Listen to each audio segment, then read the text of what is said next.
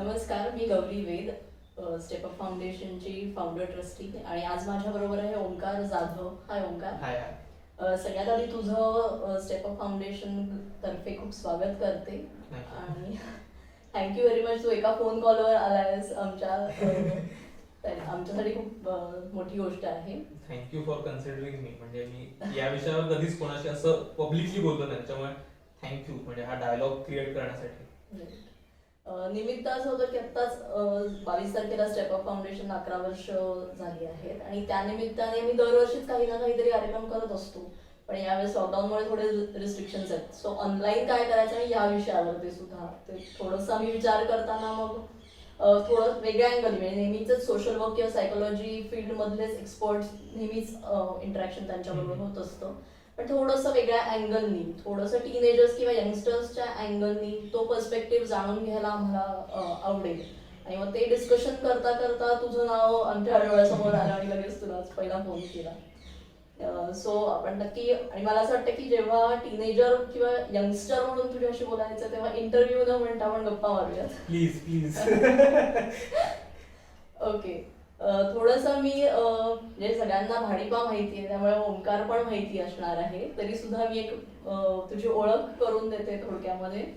ओंकार गेली 3 वर्ष भाडीपा, भाटुपा आणि विषय खोल या 3 प्रोजेक्ट्सवर काम करतोय, क्रिएटिव्ह डायरेक्टर आणि रायटर, कंटेंट रायटर म्हणून. त्यामुळे त्याला खूपच छान अनुभव आणि मोस्ट ऑफ द टाइम्स ते सगळे यंगस्टर्सचे विषय खूप छानपणे हाताळतात आणि त्यामुळेच तो आम्हाला क्लिक झाला त्याला बोलवण्यासाठी. त्यामुळे आम्हाला ह्या सगळ्याबद्दल, तुझ्या अनुभवांबद्दल खूप ऐकायचं आहे तुझ्याकडनं. तर सगळ्यात आधी सुरुवात करताना किंवा ॲडोलसन्स बद्दल तुझा अनुभव ऐकायच्या आधी थोडंसं तू सांगशील का तुझा अनुभव आत्ता काम करताना म्हणजे ह्या विषयांवर, टीनेजर्स किंवा यंगस्टर्स बरोबर आणि त्यांच्याबद्दल काम करताना कसा अनुभव आहे? एक तर खूप डायव्हर्स आहेत सगळ्याच गोष्टी. म्हणजे प्रत्येकाचं बॅकग्राऊंड वेगवेगळं असतं आणि प्रत्येकाचं एक्सपोजर वेगळं आहे, तर त्यानुसार आपण शेप होत जातो आणि त्यामुळे प्रत्येक गोष्टीमध्ये डायव्हर्सिटी तुम्हाला बघायला मिळते. आणि काय मला वाटतं भाडीपासोबत काम करताना काय किंवा विषयखोलसाठी आपण स्पेसिफिकली इन्फोटेनमेंट बेस्ड त्याचा असल्यामुळे आपण खूप वेगवेगळ्या विषयांवर हात घालतो आणि मग वेगवेगळ्या विषयांवरती बोलतो. म्हणजे आपण विषयखोलसाठी एक एड्स डे साठी एड्स अवेअरनेस वीक केला होता. त्यात आपण खूप लोकांची जाऊन रस्त्यांवरती बोललो होतो, त्यांना सेक्शुअल हेल्थ बद्दल किती माहिती आहे, त्यांना एड्स बद्दल किती माहिती आहे. आणि लोक खूप कचरतात त्याबद्दल बोलायला, नॉर्मल लोक. आणि खूप अजूनही ते डोक्यात काही एक प्री कन्सिव्ह नोशन्स आहेत आणि असे काही विचार आहेत जे अजूनही नाही गेलेत आपल्या डोक्यातनं. तर ते मला वाटतं जोपर्यंत आपण त्याच्यावरती बोलणार नाही ओपनली तितकं ते डिस्कशन जोपर्यंत तयार होत नाही ना तोपर्यंत तो टॅबू कमी होणार, अंडर कार्पेटच राहील त्या. म्हणजे तुम्हाला बेसिकली हे विषय का याच्यावर काम करावं म्हणजे व्हॉट इन्स्पायर्स यू की तू या विषयांवर, म्हणजे जसं स्वतः म्हणलास की HIV वीक तुम्ही सेलिब्रेट केलाच नाही म्हणणार, पण त्या करावंसं वाटतं पूर्ण वीक त्याच्यावर काम. काय तुम्हाला त्यामागे काय मोटिवेशन होतं? कारण याबद्दलची माहितीच आपल्या भाषेत आपल्याला समजावून सांगेल असं कोणी नाहीये ना. म्हणजे मला मराठीत साध्या सोप्या भाषेत किंवा मला ज्या पद्धतीनं तो कॉन्टेंट कन्झ्युम करायचा, म्हणजे मला काय तर मला रस्त्यावरती लोकांची खिल्ली उडवतात लोक, तर ते तसले टाइमपासचे व्हिडिओ बघायला आवडतात. तर आपण तेच मीडियम घेऊन बॉक्स पॉप करून त्यातनं काही देऊ शकू का? तर मग आमच्याकडे ऑलरेडी फॉर्मॅट होता, आपण यांना ऐकलं का, तिथे आपण रस्त्यांवर लोकांना जातो आणि त्यांना प्रश्न विचारतो. तर यात असं काही इन्क्लूड केलं तर मग अशा लोकांना प्रश्न विचारले. तर आणखीन एक वेगळा ट्विस्ट आपण असा केला की ते प्रश्न विचारताना आम्ही सांगलीत एक संग्राम फाउंडेशन आहे जे वेश्यांसोबत काम करतात, तर त्यांना तिथे जाऊन त्यांच्यासोबत प्रश्न केला. म्हणजे त्याचे 2 पार्ट्स केले, एक नॉर्मल लोकांसोबत युथ सोबत प्रश्न विचारले आणि एक वेश्यांसोबत प्रश्न विचारले. तर तो जो ती दरी आहे ना ते आपल्याला कळतं की आपल्याला असं वाटतं की त्यांना काहीच माहित नसेल, पण त्यांना खूप जास्त माहिती आहे या विषयावर, ते खूप जास्त अवेअर आहेत. आणि आपल्याला असं होतं की नाही, आपल्याला जे वाटतं आपल्याला माहिती आहे तसं नाहीये. तर त्याच्यावरती संवाद सुरू करणं, त्याच्यावरती बोलणं खूप महत्वाचं आहे. म्हणजे सगळेच ते व्हिडिओज आणि तुमचे विषय खोलमधले इंटरॅक्शन्स पण खूपच छान असतात.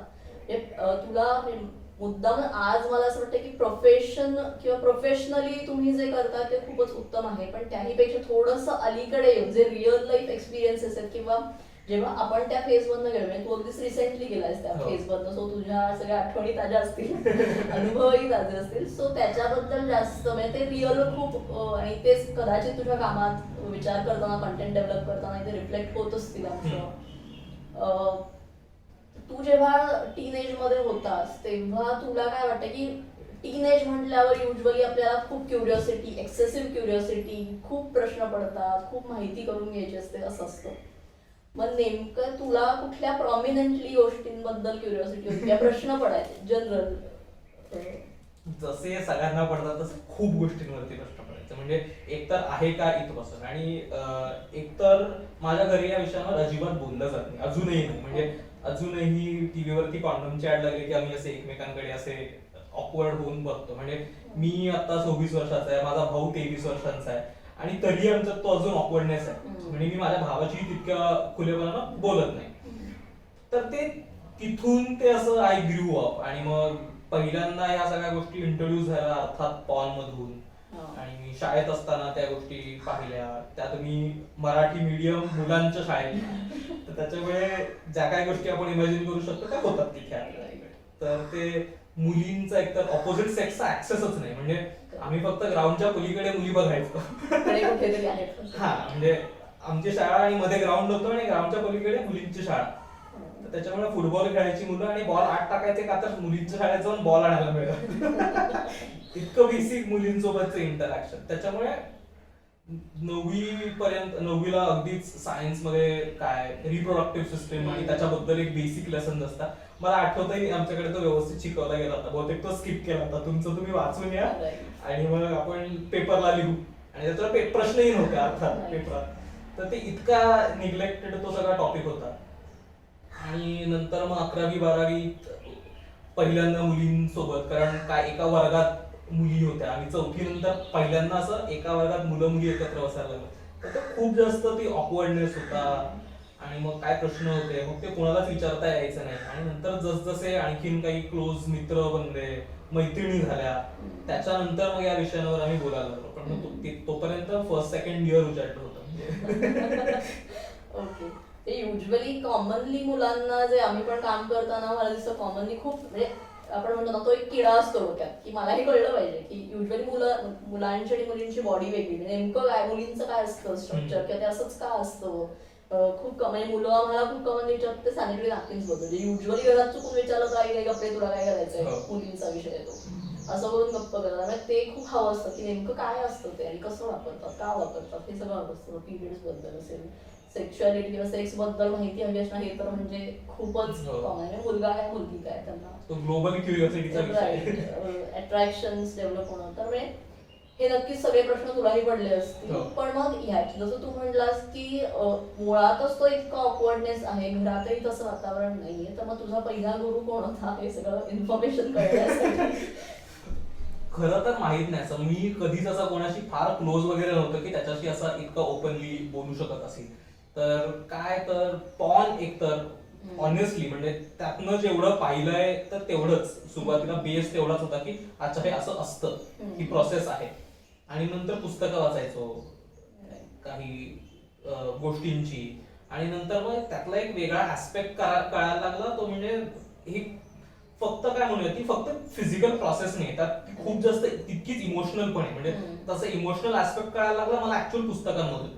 म्हणजे मी 12वी नंतर गॅप घेतला होता आणि मी लायब्ररीत काम करायचो. तर अर्थात लायब्ररीत मी भरपूर पुस्तकं वाचायचो आणि तिथे मिल्स अँड बून्स किंवा पेंट हाऊस अशी सुद्धा पुस्तकं होती. तर मी ती सुद्धा वाचून काढली. तर ते मला असं एक वेगळ्या पद्धतीनं त्याचा लेअर कळत गेला हळूहळू. आणि नंतर मग काही चांगले मित्र झाले, काही मैत्रिणी झाल्या, त्यांच्याशी पहिल्यांदा ओपनली बोललो. आणि जसं मी मगाशी सांगत होतो, मी जितकं चांगलं एखाद्या मैत्रिणीशी या विषयावर बोलू शकतो तसं मी आतापर्यंत कुठल्या मित्राशी नाही बोलू शकलो.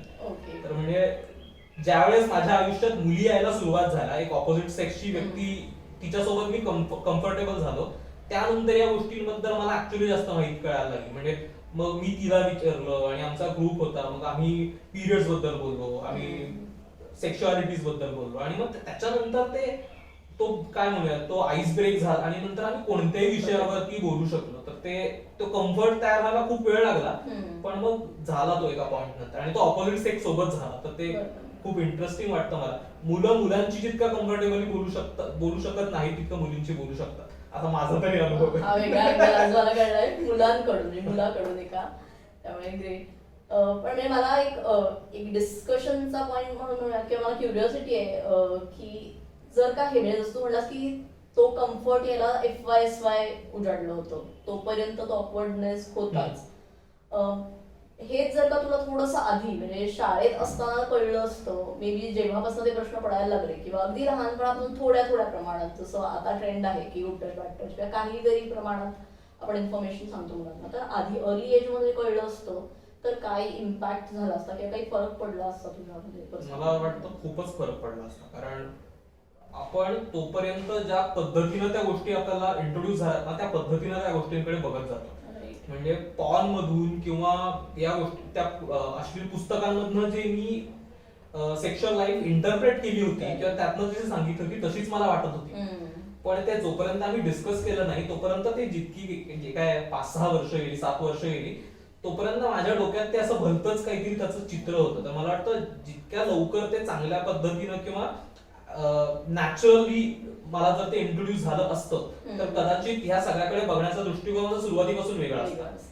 तर ते खूप महत्वाचं आहे. आणि म्हणूनच मी मगाशी तुम्हाला विचारत होतो की कसं शिकवता तुम्ही, कारण मी कधीच कुठलंच लेक्चरही अटेंड केलं नाही सेक्शुअल हेल्थ रिलेटेड आणि कुणाला बोलताही ऐकलं नाहीये. आणि मला असं खूप क्युरिओसिटी त्याची की कसं शिकवत असतील, म्हणजे काय बोलत असाल तुम्ही असं मला फार वाटतं. नक्कीच तू कधी आमच्या सेशन्सला येऊ शकतोस, अटेंड करू शकतोस. त्याच्यामुळे त्यामुळेच मला अजूनही असं वाटतं की जसं तू म्हणलास की हे आम्ही पण आता काम करताना बघतो की स्कूल एज मध्येच मुलांना हे डिटेलमध्ये त्यांच्याशी बोलल्यामुळे नक्कीच त्यांचा अँगल अप्रोच बदलताना दिसतो. एक उद्देश त्याच्यामध्ये हाच असायला पाहिजे की आपण म्हणतो तसं तू म्हणला की सेक्शुअलिटीकडे बघण्याचा approach that is not only process, त्याच्यामध्ये इमोशनल अँगल्स खूप आहेत, त्याच्यामध्ये रिस्पॉन्सिबिलिटी आहे, कमिटमेंट आहे. या गोष्टी मुलांना जर का कळायला हव्या असतील मुलं मुली तर आधीपासून ते आपण नॉर्मल वेनी सांगायला पाहिजे. म्हणजे सेक्स म्हणजे भयंकर काहीतरी वेगळं आहे किंवा इन जनरल सेक्शुअलिटी म्हणजे वेगळं काहीतरी आहे प्लॅनेटवरचं असं ट्रीट करण्याची काही गरज नाही. युजली आपल्याकडे ते टॅबू असल्यामुळे आपण काहीतरी नाही हा वेगळा विषय असं ट्रीट केलं त्याच्याबद्दल जास्त क्युरिओसिटी डेव्हलप ट्रिगर होते असं म्हणूयात. आणि मला असं वाटतं ना की खूप जास्त आपल्याकडे दोन्ही सेक्सेसला आपण वेगळं ट्रीट केलं जातं ना. म्हणजे नाही म्हणजे मला काय जोपर्यंत आपण म्हणजे आपण दोन्ही सेक्सेसना खूप वेगळं बघतो तर मला ऍक्सेसच नाहीये जोपर्यंत माझं लग्न होतं तोपर्यंत फिमेल बॉडी बघण्याचं. त्याच्यामुळे माझं काय आहे अल्टिमेट एम त्याचा पॉर्न बघ, कारण तिथे तुला ह्युमन बॉडी कळणार आहे समोरची. म्हणजे आमच्याकडे कॉलेजमध्ये एक सेशनसाठी विद्याबाळ आल्या होत्या आणि याच बद्दल त्या बोलत होत्या वगैरे वगैरे. तर त्यांनी त्यांच्या एका मित्राचा कोणाचा तरी किस्सा सांगितला होता की म्हणजे थोडा डायव्हर्सिफाय होत असेल टॉपिक तर पण त्यांच्याकडे त्यांचा कोणीतरी मित्र होता, त्यांनी लहानपणापासून त्यांच्या बाळाला दोन्ही सेक्सेस मेल आणि फिमेल बॉडीज कळाव्या म्हणून ते दोन्ही आई बाबा घरी निर्वस्त्र असतात बऱ्याचदा. म्हणजे त्या लहान बाळाला, कारण आपल्याकडे मला वाटतं हे सगळं तयार होतं ना ते आउट ऑफ दॅट क्युरिओसिटी की काय आहे समोर. एकदा आपण ते मनातनं काढून टाकलं ना ती क्युरिओसिटी आणि एकदा माहित असलं ना की क्लिअर समोर काय आहे किंवा हे कसं वर्क होतं तर मग कदाचित त्याचा अप्रोचच बदलेल. लहानपणापासूनच तसं दाखवल्यामुळे आपण जे म्हणतो ना नजर, माझ्या नजरेला जर का ते नॉर्मल रेग्युलर करतात ना म्हणजे ही मुलगी हा मुलगा आणि मग ते तुम्हाला वाटतं ते जोपर्यंत ते आपण त्यांना तितकं वेगळं न करता आणि ते कसं एकत्र असू शकेल हे आपण कन्सॉलिडेट करून सांगत नाही समोरच्याला ना त्या लहान मुलांना लहानपणापासून तोपर्यंत ते नाहीतर ते आपोआप मागे कुठेतरी बॅगेज तयार होत राहतं आणि मग ते असं पुढे ऑकवर्ड होऊन जातं. राईट. परत कमिंग टू तुझे अनुभव की जेव्हा ही क्युरिओसिटी डेव्हलप होते आणि जसं तू म्हणलास की युजली आपल्याला आपल्या पेरेंट्स किंवा टीचर्स म्हणजे कुठल्याही ऍडल्ट कडनं युजली आपल्याला जाऊन विचारायची सोय नसते. म्हणजे आपल्याला पण ती भीती असते, थोडी अपॉइंटनेस असतो आणि विचारलं तरी उत्तर लगेच तेवढी मिळतीलच, ओरडा न बसता उत्तर मिळतील ही शक्यता अजून आपल्याकडे थोडीशी कमी आहे. त्यामुळे मग काहीतरी किंवा पॉर्नोग्राफी मधनं कळलंय, बुक्स मधनं कळलंय, मग काहीतरी जाऊन ट्राय आउट करणं. नॉट ओनली अबाउट सेक्स, पण ऍडिक्शन असतील, वेगवेगळ्या गोष्टी असतात. म्हणजे थोडक्यात किस्से आणि किडे खूप घडतात या एज मध्ये. तर असं काही तुला आठवतंय का किस्सा, म्हणजे तुझा किंवा आसपास तुझ्या सर्कलमध्ये बघितलेला? कारण म्हणजे ह्या गोष्टींमधनं आपण किंवा मुलं त्या एज मध्ये खूप जास्त शिकत असतात लाईफ लेसन्स, असं मला वाटतं. खरं तर खूप, म्हणजे आमच्याकडे ऑफ तासांना ना मुलं मागच्या बाकांवरती बसायचे आणि पुस्तकं वाचायचे. आणि अर्थात जी कोणी अभ्यासू मुलं वगैरे असायची ती पुढच्या बाकांवरती जायची आणि कान बंद करायचं, कारण त्यांना ऐकायचं नसायचं. म्हणजे मोठ्याने पुस्तकं वाचायचं. स्कूल बस मध्ये असं व्हायचं. आणि मला एकतर आपण खूपच ऑकवर्ड होत ह्या सगळ्याच गोष्टींवर. तर मी मग ह्या कारणामुळे माझी स्कूल बसही सोडली होती. ओके. की हे फार मी अनकम्फर्टेबल व्हायचो या सगळ्यात, की नाही हे वेगळं काहीतरी आहे. आणि असं खूप आजूबाजूला गोष्टी व्हायच्या. म्हणजे माझ्या स्कूल बस मध्ये मुलं मॅस्टरबेट करायचे म्हणजे. तर हे खूप कॉमन आहे. म्हणजे त्यावेळेस माहितही नाहीये हे चूक आहे की बरोबर आहे आणि त्याला कसं रेसिप्रोकेट केलं पाहिजे. पण ते होत गेले आणि पाहिलंय त्या मागे कुठेतरी. आणि एका पॉइंटला मीही खूप जास्त पॉर्नोग्राफी कंटेंट कन्झ्युम करायचो. आणि मग त्याच्यानंतर काय, मग असे खूप सारे मिसकन्सेप्शन असतात ना. तर मग एक मिसकन्सेप्शन त्यातलं असं होतं की काय, खूप जास्त मॅस्टरबेशन केल्याने तुम्ही वीक होता. हा अगदी बेसिक आहे आणि कॉमनली विचारला जातो आणि तो जवळपास प्रत्येकाला प्रश्न पडतो. तर मग ते असं, पण त्यातनं काही वे आउट नव्हतं. म्हणजे कोणाला विचारू आणि मग ते सॉल्व्ह करू असं नाही. तर ते आपोआपच एका पॉइंटला आपण कुठेतरी थांबलो आणि ते रिझॉल्व्ह झालं. असं माझ्या बाबतीत तरी झालं. पण जर त्याची योग्य माहिती असती तर हे कदाचित वेगळ्या पर्स्पेक्टिव्हने तो गोंधळ कॅरी केला गेला नसता खूप जास्त. आणि खूप जास्त काळ कॅरी केला गेला आहे तो असं. आणि जसं मी मगाशी म्हणालो, मुलं मुलांची खूप कम्फर्टेबली बोलूच शकत नाही या बाबतीत. मला आता खूप जाणवते असं बोलतात. मी अजिबातच माझ्या कुठल्या मित्रांची असं खूप जास्त ओपनली बोललेलो नाहीये. ओके. हे नवीन आहे माझ्यासाठी. युजली मुलं सांगतात की जे काही आम्हाला कळतं ते माझ्या मित्रांकडनं. मित्रांकडनं कळतं, पण ते एका मोठ्यांकडनं किंवा दादा कोणीतरी वगैरे असे काहीतरी सांगतात. पण ते काय म्हणूयात, एका सर्टन एज पर्यंत आपण जितकं जास्त म्हणजे जितकं ओपनली फ्रीली बोलतो ना, तसं मी तरी कुठल्या मुलाशी इतकं ओपनली नाही बोलतो. हा माझा तरी अनुभव. ओके. म्हणजे जसं म्हणजे तू जे सांगतोस त्याच्यातनं मलाही असं दिसतंय की तूही जसं मगाशी म्हणलास की जितक्या लवकर म्हणजे प्रॉपर एज मध्ये, स्कूल एज 8वी 9वी आपण साधारण म्हणूया, त्या एज मध्ये जर का जेव्हा थोडंसं अट्रॅक्शन डेव्हलप व्हायला लागलेलं असतं तेव्हा ही माहिती कळली, सायंटिफिकली कळली, योग्य चॅनल्स मधून कळली, तर थोड्याशा गोष्टी सॉर्टेड असू शकतात आपल्यासाठी. पण मग त्याच्यामध्ये पालकांचा, पेरेंट्सचा रोल किती इम्पॉर्टंट आहे असं तुला वाटतं, किंवा तो काय पद्धतीने असला पाहिजे?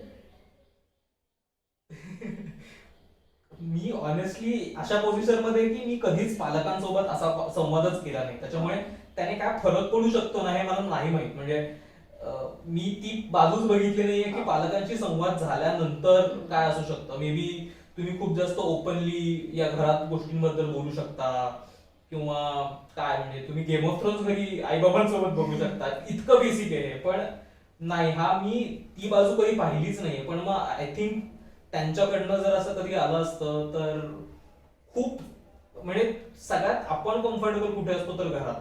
त्याच्यामुळे तिथे हाही कम्फर्ट जर मिळाला असता ना, तर मग इतर गोष्टींकडे किंवा चुकीच्या गोष्टींकडे जाण्याची मग ती भीती राहिली नसती. किंवा म्हणजे ती मॅच्युरिटी जी म्हणतोय आपण, ती मॅच्युरिटी मुलांना किंवा तो राईट अप्रोच पटकन कळू शकतो की रादर दॅन मित्रांकडनं कळणं, ब्लू फिल्म्स मधनं कळणं. म्हणजे ब्लू फिल्म्स मी क्युरिओसिटी म्हणून बघतोय, पण मला ते जर का माझ्या घरी तेवढा ओपन डायलॉग असेल तर मी सांगू शकतो, विचारू शकतो की हा असं काहीतरी मला दिसलंय, व्हॉट इज दिस, ते बोलू शकतो कदाचित. अगदी खूप घरच्यांनी नाही, पण किमान त्यातलं काय करेक्ट आहे किंवा नाही. म्हणजे आम्ही आता खूप मुलं बघतोय ना की ब्लू फिल्म्स बघून ट्राय आउट करा, म्हणजे लिटरली ब्लू फिल्म मध्ये जसं दाखवतात तसंच त्यांना एक्झॅक्टली करायचं असतं, which is not actually possible सगळ्या गोष्टी करणं. पण हे तिथे पटत नाही. आणि मग कॉम्प्लेक्स पण येताना आम्ही बघितलं की हे कसं जमत नाहीये, हे कसं होत नाहीये, किंवा म्हणजे कित्येक मुलं मैत्रिणींना, गर्लफ्रेंड्सना मारतात त्या गोष्टींसाठी. हेही मुलांनी शेअर केलेलं आहे. हे जे ऍडव्हर्स इफेक्ट्स होतात ते कट डाऊन थोडेसे होऊ शकतात, मिनिमाइज ऍब्सोल्युटली होऊ शकतात. कारण म्हणजे जसं इम्पॅक्ट बाकीचे खूप आहेत, फक्त याच बाबतीत नाही, कुठल्याही गोष्टींकडे डायव्हर्ट होण्यासाठी. तर तो कोणीतरी एक अशी व्यक्ती असायला पाहिजे असं तुला वाटतं? म्हणजे थ्रू आउट इयर्स वाटत आले का? अगदी पेरेंट, आई वडीलच नाही पण कोणी हो ठाऊ हो काका, अगदी अगदी असायला teacher, पाहिजे. म्हणजे कोणी. त्याला आपण जाऊन कुठल्याही क्षणी कोणताही प्रश्न Right. विचारू शकतो. म्हणजे आता तुम्ही जे लहान मुलांसोबत करताय, म्हणजे लहान मुलं नाही पण Adolescent. ऍडॉलसंट मधल्या मुलांसोबत करताय 9वी-10वीच्या किंवा 8वी-9वीच्या, की तुम्ही कोणताही त्यांना प्रश्न विचारा आणि त्यांच्याकडे उत्तर द्यायला कोणीतरी आहे. म्हणजे माझ्याकडे ऍट दॅट पॉइंट उत्तर द्यायला कोणी नव्हतं. माझ्याकडे फोन आला साधारण 10वी नंतर, तर त्याच्यानंतर. आणि तेव्हा आता आपण जितक्या रेटने गुगल करतो, काही वाचलं आणि मी गुगल केलं, अगदी तसंही नव्हतं. म्हणजे त्याचा कन्झम्पशनही वेगळ्या वापरासाठी होता आणि लिमिटेड होता. तर अगदी तुमच्याकडे वेळोवेळी तुम्हाला जे प्रश्न पडतील त्याची उत्तरं देणारं जर कोणी असेल ना, तर तिथेच सॉर्ट होऊन जातील गोष्टी. नाहीतर मग ते फार ते डोक्यात राहतं आणि मग त्याचं भलतंच काहीतरी होऊन जातं. Right. दुसरा अजून एक म्हणजे तुला काय वाटतं, म्हणजे तू आत्ताचे म्हणजे तुमचा सगळा जो फॅन फॉलोईंग आहे किंवा तुमचे जे सगळे व्ह्युअर्स आहेत ते most of the young generation मधले आहेत. तुमची सगळी मोस्ट ऑफ द टीम पण आय थिंक यंगस्टर्सच तुम्ही आमच्या ऑफिसचं ऍव्हरेज एज आय थिंक 22 किंवा 23 असेल. राईट. आमच्याकडे खूप अगदी 18-19 वर्षाच्या मुलांपासून सगळे. ओके. धमाल असेल त्यामुळे. त्याच्यामुळे गोंधळ सुरू असतो आमच्याकडे ऑफिसमध्ये.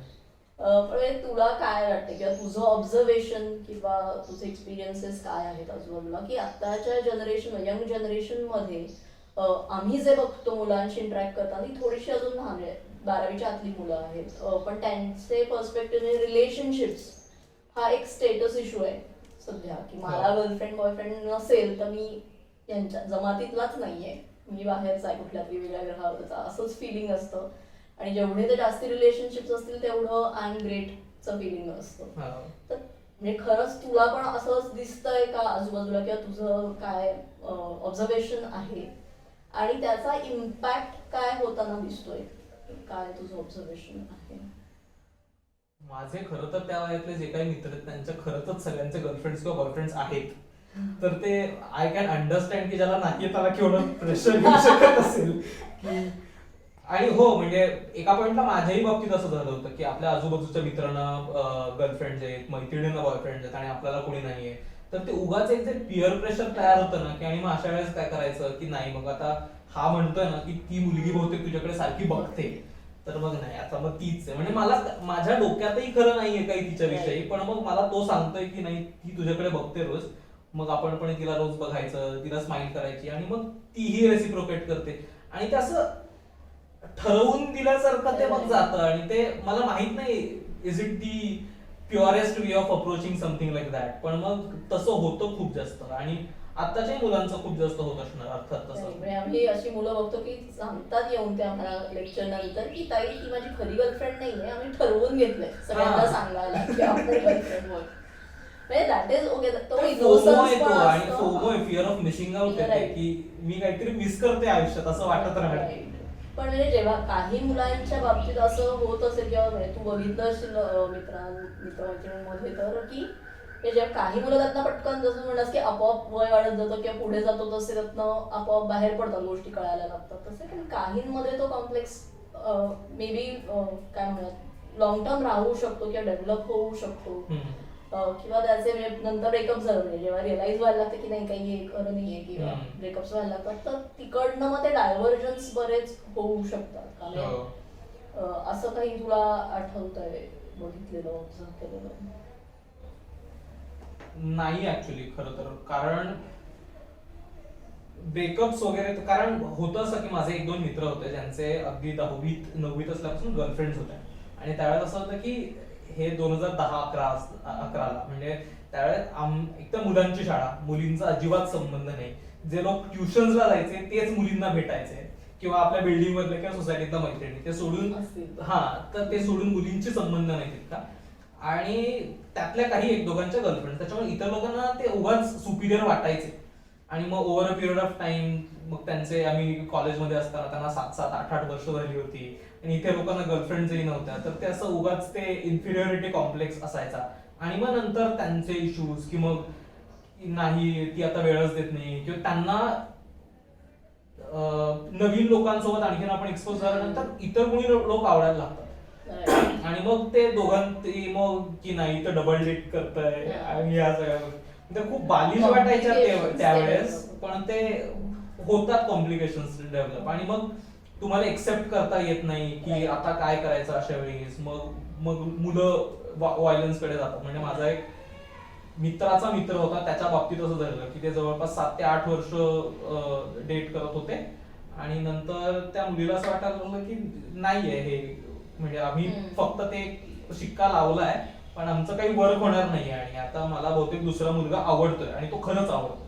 आणि मग हे ज्यावेळेस तिने त्याला कन्फेस केलं त्यावेळेस त्याने जाऊन त्याला मारलं, आणि मग ते आणखीन ते भरत्या टँजंटला निघून जातं. तर मला वाटतं जितक्या लवकर गोष्टी क्लिअर होतील तितकं जास्त सुकर होईल. नाही, म्हणजे त्याच्यासाठी एक ओपन डायलॉग जितक्या अर्ली एज मध्ये सुरू होईल तेवढं that is the only solution असं वाटतं का तुला? आणि त्याच्यातला दुसरा अँगल म्हणजे हाही मला तुला विचारायचं की मुलांनी आताच्या टीनेजर्सनी किंवा यंगस्टर्सनी, अगेन मी सारखं यंगस्टर्स किंवा टीनेजर्स म्हणते कारण that is the correct age की त्यांनी या पद्धतीने विचार सुरू केला पाहिजे. जसं आपण मगाशी म्हणलो की सेक्शुअलिटी किंवा ऍडिक्शन, एनिथिंग, अट्रॅक्शन, कुठल्याही गोष्टींकडे बघताना जसं तू सांगत होतास की मला गोष्टी बुक्स किंवा फिल्म्स मधनं कळल्या, पण मी हळूहळू म्हणजे त्यातनं बाहेर पडत गेलो, डायव्हर्ट न होता.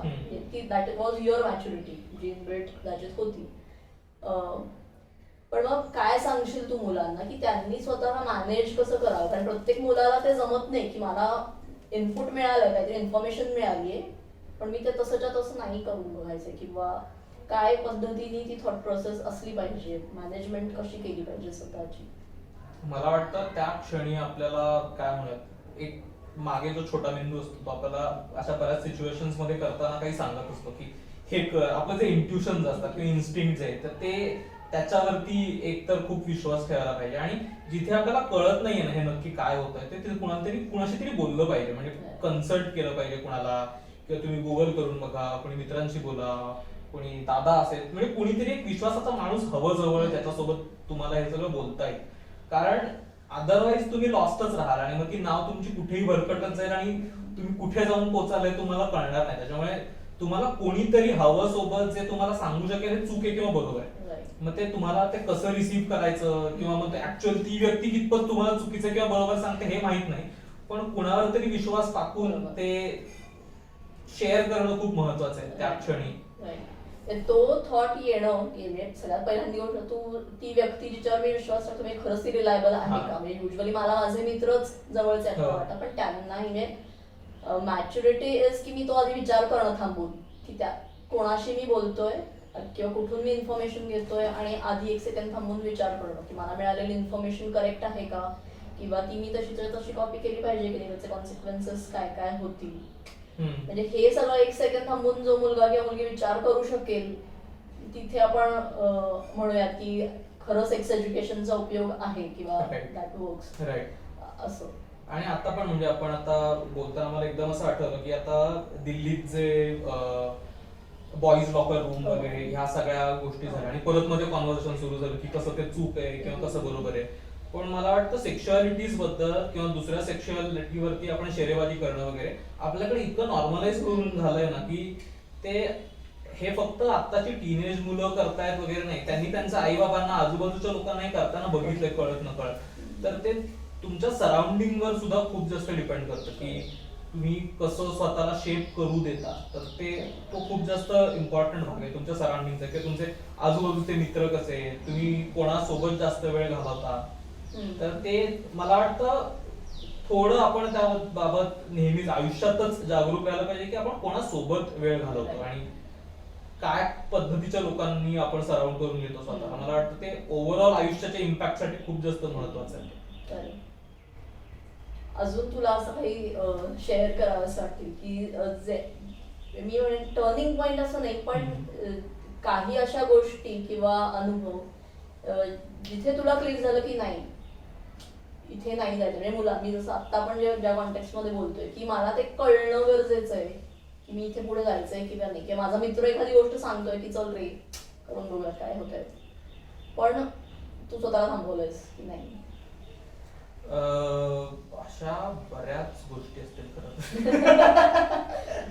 एकतर क्युरिओसिटी इतकी असते ना, आणि मुलांमध्ये तर, आणि ज्यावेळेस 11वी-12वी ना हे परफेक्ट एज आहे, कारण त्यावेळेस झालेलं असतं की तुमच्या हातात मोबाईल असतो, तुमच्याकडे गाडी मिळालेली असते, त्याच्यामुळे तुम्ही कुठेही जाता, एकतर कॉलेजच्या नावाने बाहेर पडता येतं, त्याच्यामुळे सगळ्या गोष्टी त्या काळात एक्सपेरिमेंट करून होतात. म्हणजे लोकांचे दारू सिगरेट पासून मग ते त्या बुधवार पेठेत जाऊन येणं इथपासून सगळ्या गोष्टी करून, म्हणजे मीही ते केलंय. म्हणजे आम्ही रात्री मी माझे मित्र आम्ही असे एखाद्या मित्राच्या घरी नाईट आउट वगैरे करत होतो, आणि क्युरिओसिटी की काय असतं आपल्याला बुधवार पेठ किंवा त्या वेश्या जिथे असतात त्या ठिकाणी ते कसे असतात हे माहितच नाही ना. आपण फिल्म मध्ये ते बघितले ते तसेच की लाल लाईट लागलेली असते आणि ते जिन्यावरती असे बघत असतात, आणि ते तसं असतं का. तर आम्ही उगाच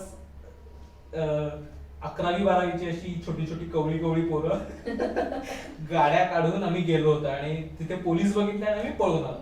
तर ते मला वाटतं हे सगळ्यात जास्त ना आपण करायला जातो ते, पण सगळ्यात जास्त महत्वाचं तुमचं मॉरल पॉलिसिंग आहे. म्हणजे तुम्हाला माहित असणं मॉरली काय राईट आहे आणि काय नाहीये. म्हणजे तुम्हाला ते विचार येणार, तुम्हाला असं नाहीये की तुम्ही हे अवॉइड करू शकणार, तुम्हाला ते विचार येणार, तुम्हाला इच्छा होणार ते करण्याची, पण मग त्यावेळी तुम्ही कसे वागता ना ते खूप महत्वाचं आहे. तर ते त्यासाठी ते आपण त्यासाठी कंडिशन करण्याची गरज आहे स्वतःला. तर ते सबकॉन्शियसली ते तयार होत जातं, आणि मग तुम्ही त्या सिच्युएशन मध्ये तसे वागता असं मला खूप वाटतं. राईट. ऍट दी एंड परत इन्फॉर्मेशन, करेक्ट इन्फॉर्मेशन असतं. कारण मला जर का माहिती असेल, इन्फॉर्मेशन असेल, तर मी ठरवू शकते आणि ते कंडिशनिंग घडवू शकते की काय करायला पाहिजे आणि काय नाही, किंवा पुढे काय होणार आहे हे मला माहितीच नसेल. तर म्हणजे मला कॉन्डोम्स वापरले पाहिजे किंवा अनसेफ सेक्स केल्यामुळे काय काय घडू शकतं, किंवा मी असं जसं तू म्हणलास की मी क्युरिओसिटी म्हणून गेलो पण पोलिसांनी पकडलं तर काय काय होऊ शकतं, म्हणजे घरी कळेल बेसिकली. आणि हे सगळे म्हणजे मी हे जर का माहितीच ना, विचारच केलेला नसेल, कधी कधी बोललोच नसेल याबद्दल, तर मग कदाचित ते कळतच नाही. आपण म्हणजे अल्लडपणे म्हणतो ना की मी जाऊन बिंदास करायचा ट्राय करतो आणि मला टकतो. आणि मग लेबल म्हणजे मला म्हणजे आम्ही 10 वर्षाची मुलं, बऱ्याच मुलांना की मुलं वाईट नसतात, म्हणजे मुलं काय मुली काय जे याच्यात अडकतात किंवा थोडेसे मिसबिहेवियर कडे जातात, ती मुलं वाईट नसतात, पण त्यांना करेक्ट इन्फॉर्मेशन नसते, आणि एखाद्या गोष्टीमध्ये ते अडकले कधीतरी की लेबल लागतो की वाया गेला. आपल्याकडे खूप कॉमनली आहे वाया गेला. आणि सो ऍट दी एंड परत ती इन्फॉर्मेशन मिळणं, तो ओपननेस आपण ठेवणं. कारण तू यंगस्टरच आहेस अजून, पण मी माझ्या वेळेस किंवा माझ्यासारखे सगळे आम्ही म्हणतो जे आमच्या काळात नव्हतं, ती कंपॅरिझन करण्यात काहीच उपयोग नाही. म्हणजे मी जर कधी माझ्या शाळेत गेलो तरी असं म्हणतो आमच्या वेळी बरं होतं, आता फारच बदललंय. राईट. हे पण आपल्याला वाटणं ठीक आहे, पण याबाबत वागताना मुलांचं वागणं, त्यांचं बिहेवियर ह्याची कंपॅरिझन करण्यापेक्षा मुलं आजकालची स्मार्ट आहेत. म्हणजे जसं तुम्ही आता की तुमच्याच ऑफिसमध्ये सगळी यंग टीम आहे, ते इतक्या कमी एज मध्ये इतकं छान काम करू शकतात, त्यामुळे त्यांना एक्सपोजर असताना एक्सपिरियन्सेस पण जास्त असणार आहेत सगळ्याच मुलांचे. सो त्यांना आता लवकर इन्फॉर्मेशन देण्याची गरज. आणि मला पालकांच्या दृष्टीने कसं वाटतं की विश्वास ठेवणं पण खूप महत्वाचं आहे. म्हणजे त्यांच्याकडून, म्हणजे मुलं पण जर एक स्टेप पुढे येत असतील तर पेरेंट्सना सुद्धा खूप महत्वाचं आहे की विश्वास ठेवणं. मला आता आपण ऑफिस बद्दल बोलत होतो, तर आमच्या ऑफिसमध्ये इंद्रजित म्हणून आमचा एक मित्र आहे, इंद्रजित मोरे, तो अगदी आता 2nd इयरला वगैरे आहे, आणि तो 3 days 3000 हे भाटोबाचे व्हिडिओज करतो, आणि तो वेगवेगळ्या ठिकाणी जातो, तो सोलो ट्रॅव्हलिंग करतो एकटा, आणि तो असा 18-19 वर्षाचा पोरगा. तर तो मला वाटतं त्याला त्याच्या घरच्यांनी सुद्धा तो जो विश्वास ठेवला त्याच्यावरती, त्याचे फ्रीडम दिलं ना, ते पण खूप महत्वाचं आहे. म्हणजे आणि आपण कितीही लहान मुलांसारखं ट्रीट केलं तरी त्यांना त्यांच्या रिस्पॉन्सिबिलिटीज कळतात ज्यावेळेस तुम्ही ते समजावून सांगता की हे तुला मिळेल, पण ह्याच्यासोबत काही रिस्पॉन्सिबिलिटीज आहेत. तर ते विश्वास ठेवणे तितकंच महत्वाचं आहे. तर त्याच्यावरती खूप जास्त गोष्टी अवलंबून होतात. तू खूप चांगला मुद्दा मांडलास. ट्रस्ट किंवा विश्वास असणं, म्हणजे आता जो कॉन्फ्लिक्ट असतो, किंवा सुरुवातीला जेव्हा आम्ही काम करायला लागलो तेव्हा सुद्धा आपण हे देतोय, म्हणजे सेक्स एज्युकेशन मुलांना देतो आहे, तेव्हा बऱ्याच आम्हाला काय म्हणूया अपोज केलं किंवा विचारलं की कशासाठी, म्हणजे तुम्ही आमची मुलं बिघडली तर. ही भीती एक पालकांना आणि टीचर्सना पण असते की जितकी इन्फॉर्मेशन जास्त द्याल तेवढे ते बिघडतील. हे एक खूप मनातली भीती आहे मोठी. त्याबद्दल तुला काय वाटतं, खरंच मुलं इन्फॉर्मेशन जास्त मिळाल्यामुळे बिघडते, जास्त ट्रॅव्हल करायला लागतील आणि बिघडतील. ऑनेस्टली याला उत्तरच नाही, म्हणजे मुलं कशाने बिघडतील किंवा कशाने नाही याला काहीच सांगता येत नाही. म्हणजे उलट तुम्ही हा प्रयत्न तरी ऍटलिस्ट करू शकता की त्याला योग्य पद्धतीनं ती माहिती पोहोचेल. म्हणजे मुलगा किंवा मुलगी एखादी गोष्ट कशा पद्धतीनं करेल ह्याला तुम्ही ते प्रेडिक्ट नाही करू शकणार, पण किमान ती माहिती त्याच्यापर्यंत योग्य एका सोर्स थ्रू तरी पोहोचेल याची काळजी तरी घेऊ शकता का तर होतं. मला वाटतं त्याच्यासाठी ते महत्वाचं आहे की अल्टिमेटली त्यांना ते कळणारच आहे ना. म्हणजे असं नाहीये की मुलगा काय 11वी-12वीला गेला आणि त्याला अजिबातच काही माहित नाही किंवा त्याला कळणारच नाही, असं नाहीये. म्हणजे 6वी-7वीची मुलं हल्ली पॉन बघतात. मी 7वीत असताना पॉन पहिल्यांदा पाहिलं. तर अर्थात मुलांना या गोष्टी कळणार आहे, ती फक्त योग्य पद्धतीनं दिलं तर त्यांच्या डोक्यातलं जे कन्फ्युजन आहे, त्यांच्याबद्दल त्यांच्या मनात जी क्युरिओसिटी आहे ना ती तिथे शमेल ती, आणि मग तिथे त्यांना थोडी आणखीन रिलॅक्स वाटेल की इतरही गोष्टी आहेत. कारण ह्याने खूप जास्त मेंटल स्ट्रेस येऊ शकतो एखाद्याला की आपल्याला माहितच नाहीये या गोष्टी, किंवा मला हे करायचंय म्हणजे नाही, म्हणजे फर्स्ट किस करायचंय मला आणि मुलांचे करून झाले, इतक्या बेसिक सुद्धा असू शकतात आणि ते योग्य चॅनलाइज नाही झालं तर मग काहीतरी होऊ शकतं. तर त्यापेक्षा तुम्ही त्यांना बिघडून असेल द्यायचं तर उलट चांगल्या सोर्सने इन्फॉर्मेशन त्यांच्यापर्यंत पोहोचवा, असं मला तरी वाटतं. तू सांगतोस त्याच्यानं मलाच एक किस्सा आठवला. म्हणजे एका बरीच वर्ष झाली त्याला, पण एका शाळेमध्ये लेक्चर घेत असताना एक स्टुडंट होता वर्गात, 9वीतला मुलगा, 9वीच्या वर्गावर मी लेक्चर घेत होते आणि ब्लू फिल्म्सवरनं आमचं डिस्कशन खूप अगदी 1 तास रंगलेलं होतं आणि ऍट दी एंड शेवटी लेक्चरच्या ते मला सांगितलं की काही तू टेन्शन नको घेऊस अजिबात, मी 3री पासून बघतोय ब्लू फिल्म्स. 3री. त्यामुळे आणि मला माहिती आहे त्यातलं काय चांगलं वाईट आहे, तू सांगितलंस आता टेन्शन मी बंद नाही करणार पण मी काळजी घेईन.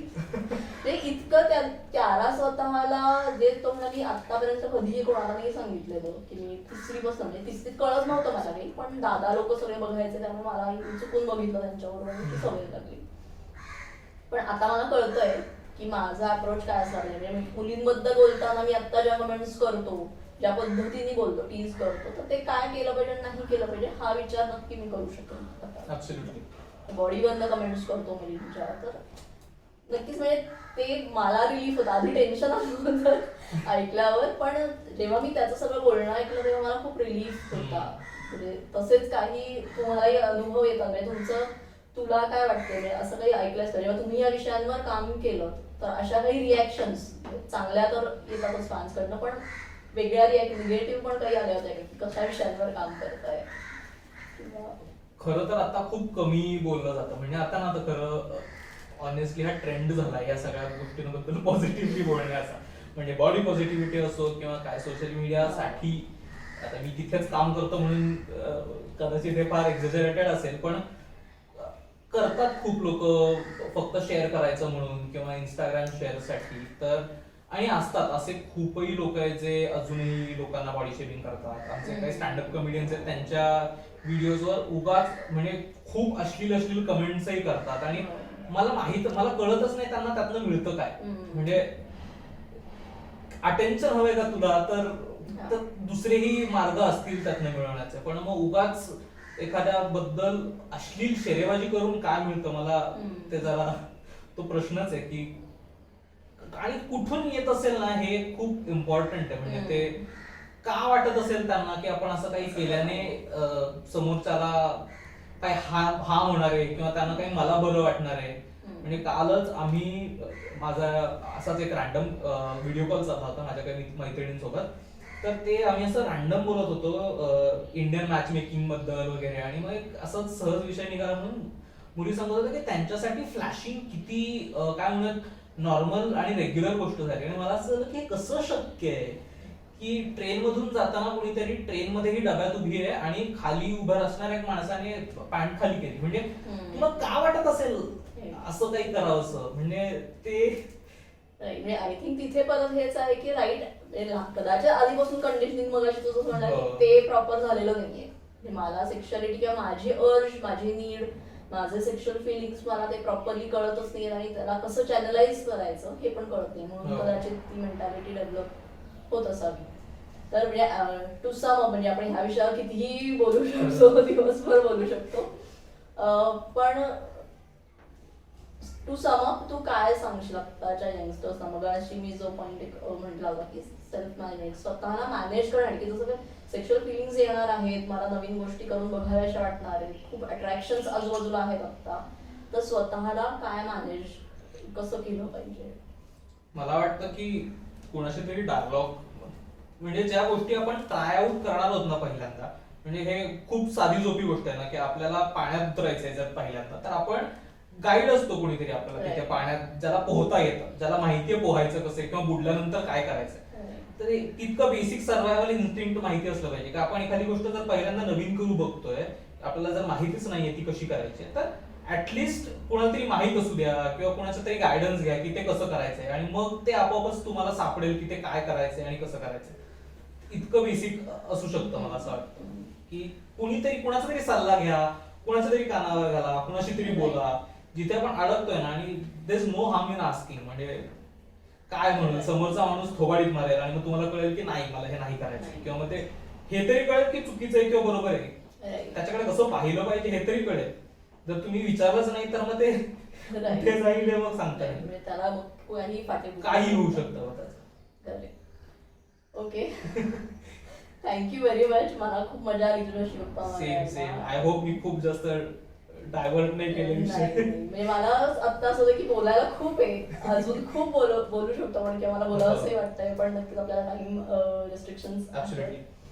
Thank you very much. आणि नक्की आपण परत बोलूयात. कधी येऊ शकतोस? प्लीज प्लीज, मला खरंच आवडेल काहीतरी याबद्दल बोलायला किंवा याबद्दल काही करायला.